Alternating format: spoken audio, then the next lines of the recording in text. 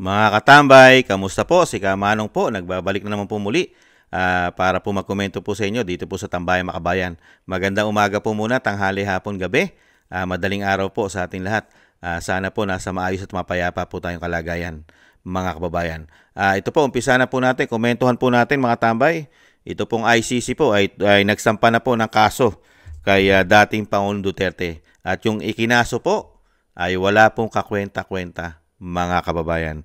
Nung panahon po, yung isang kaso po, yung panahon pa ng mayor siya, na wala naman po napatunayan dyan, at mismo nung panahon ni Dilima, ay siya ay DOJ Secretary noon, ay naghukay pa sila na naghukay, at wala naman po nakita maliban po sa mga buto ng aso, mga kababayan. Ibang klase po ang ICC, talagang nakipagsabwatan po talaga ito, mga kababayan.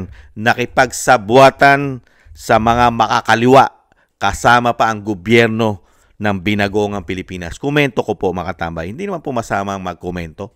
Ito po, pakinggan po natin mga kabayan. 3 counts ng crimes against humanity si dating Pangulong Rodrigo Duterte kaugnay ng war on drugs sa kanyang administrasyon. Ayon sa dokumentong inilabas ng International Criminal Court, kabilang dito ang pagpatay umano sa 19 na biktima mula 2013 to 2016 habang si Duterte ay alkalde ng Davao City. Ikalawa ang pagpatay umano sa 14 na tinaguriang high-value targets sa iba't ibang bahagi ng bansa mula 2016 to 2017 sa unang bahagi ng kanyang termino bilang Pangulo ng bansa. Ikatlo ang pagpatay at tangkang pagpatay umano sa 45 katao sa mga operasyon ng barangay clearance mula 2016 to 2018. Ayon sa pre-trial chamber, si Duterte ay responsable umano sa mga nasabing krimen sa pamamagitan ng indirect co-perpetration o pag-uutos, pang-uudyok o pagtulong sa pagkakatuparan ng mga ito.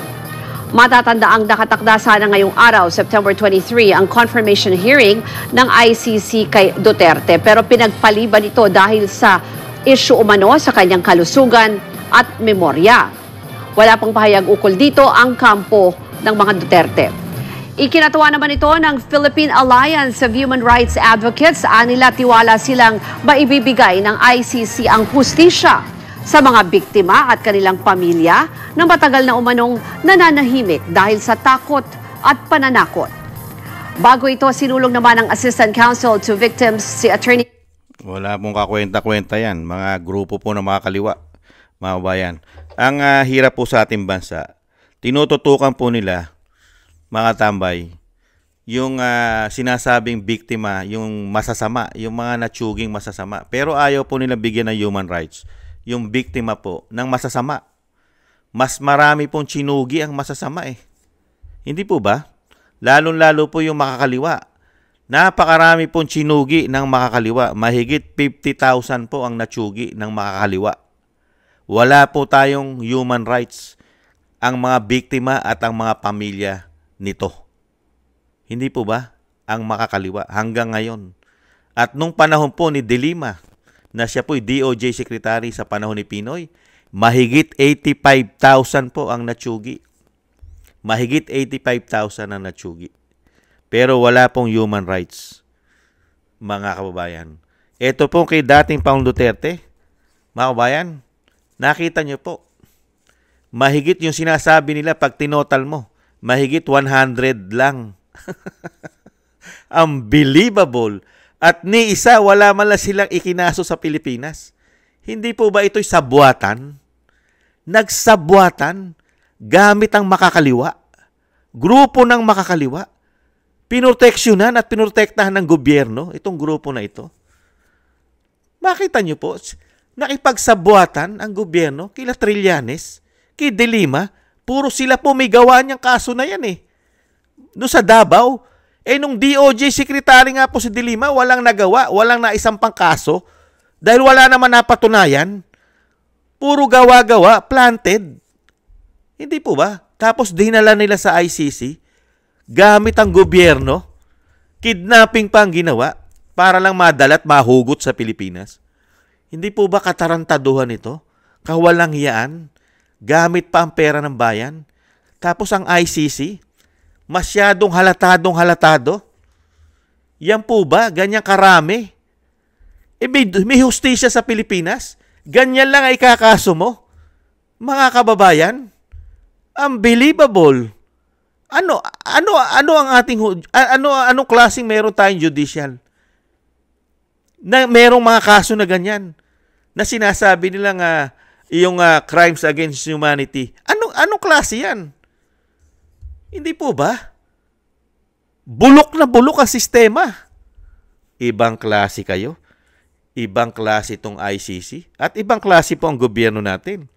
Yung mga chinugi ng mga NPA na mahigit 50,000, wala man pong question as ng gobyerno. At yung chinugi noong panahon ni Dilima, na mga karamihan ay normal na tao, walang human rights, mahigit 85,000, record po yan. At yung chinugi po, lalong-lalo po nung natsugi noong panahon po ng diktator na Pangulo, mahigit 200,000 umano ang natsugi dyan. Mga kababayan, nung panahon na yon, di po ba? Kay dating Pangulo Duterte, 100 plus, puro hindi pa niya utos yan. Hindi naman siya nag-uutos na pumatay. Never siya nag-utos na patayin nyo. Hindi po ba? Unang-una, ano ang sinasabi niya? Pag nanganib ang buhay ninyo, ang buhay nyo ay nasa panganib dahil meron din silang mga armas. Hindi po ba? Ano gagawin ng kapulisan? Kisa sila ang matsugi. Lumalaban. Dahil nga lutang sa pulburon, bangag. Karamihan. At karamihan po ng mga natsugi, gamit pa nila. Dahil napakaraming narco-politics nung panahon na yon. Pati mga kapulisan involved sa pulburon. Hindi po ba? Kaya nga nasa narco-politics tayo nung mga panahon na yon. Kaya nga lang po, nakipagsabwatan po ang gobyerno dahil po sa politika. Dahil po sa pagiging ganid, greedy, swapang sa kapangyarihan na ayaw nang mawala sa kanila. Kaya po ganyan ang ginawa nila sa dating Pangulo Duterte na walang kaso sa Pilipinas na inihiring at sinampa sila. Mga kababayan, ganyan po kasama. Ganyan po kasama ang mga politikong mga demonyo sa ating bansa, mga kababayan. Yan naman po mga kababayan. Sana po, yan po naman mga ikinaso na yan, mababasura lang po yan mga kababayan. Kung yan po ay talaga ebidensya po ang hahanapin, ebidensya po ang kailangan dyan, wala pong saysay yung mga ikinaso po sa ICC sa dating Pangulong Duterte. Wala. At kailanman po ay hindi siya nag-uutos na pumatay ang dating Pangulong Duterte. Siya po'y isang abogado. Isa po siyang piskal. Alam niya po ang batas at alam niya po ang katungkulan ng isang presidente na pangalagaan mo at proteksyonan ang mga normal na tao sa ating bansa. Mahusay na abogado po at mahusay na presidente.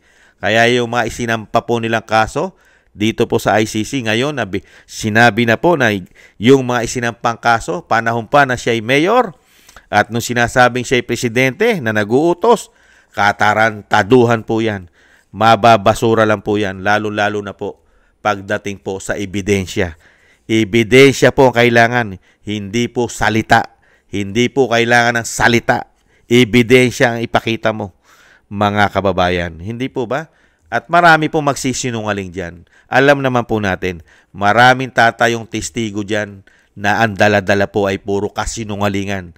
Dahil ang nagmamando at ang pumuprotekta ay makakaliwang grupo umano, mga kababayan. Basang-basa na po natin yan. Lalo-lalo po ang grupo ni Dilima at ni Trillanes, nagigil dyan sa mga kaso na yan na sila mismo, panahon nila, wala silang naipagmalaki o sinasabing matitibay na ebidensya na magtuturo at magdedirect sa ginawa na sinasabing si dating Pangulong Duterte ang may kasalanan. Puro gawa-gawa lang po nila yan. Ganyan po kasasama at kadidemonyo ang mga tao na ito, mga kababayan.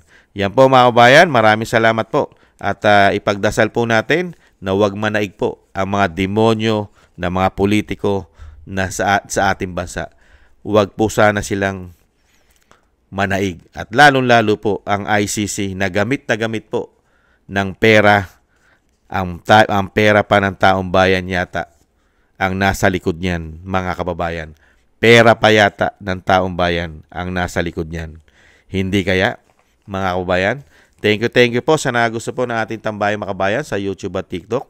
At ganoon din po sa mga nagko-comment, like, share, and subscribe. At sa mga subscribers po natin, maraming salamat po. At sa mga nagbibigay po ng tulong at biyaya sa inyong lingkod, maraming salamat din po. Shoutout po sa inyong lahat. At siyempre po mga kabayan, yung panalangin at dasal po natin, mga tambay, napaka-importante po. Naisama po natin sa ating mga dasal ang pamilya Duterte, ang ating Vice President. Ganon din po ang dating Pangulong Duterte na malagpasan niya po sana lahat ang ibinibigay po sa kanya na kasamaan ng mga tao na nasa likod po ng nangyayari po sa kanya sa ICC.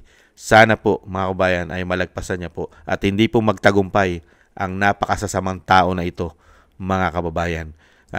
Siyempre po makauwi po sana siya sa ating bansa ng mapayapa at buhay at maduktungan pa po ang kanyang buhay at kalakasan. Maraming salamat po sa mga dasal, mga kababayan. Sa muli po mga tambay, paalam po muna. Ingat-ingat po tayo. Bye-bye!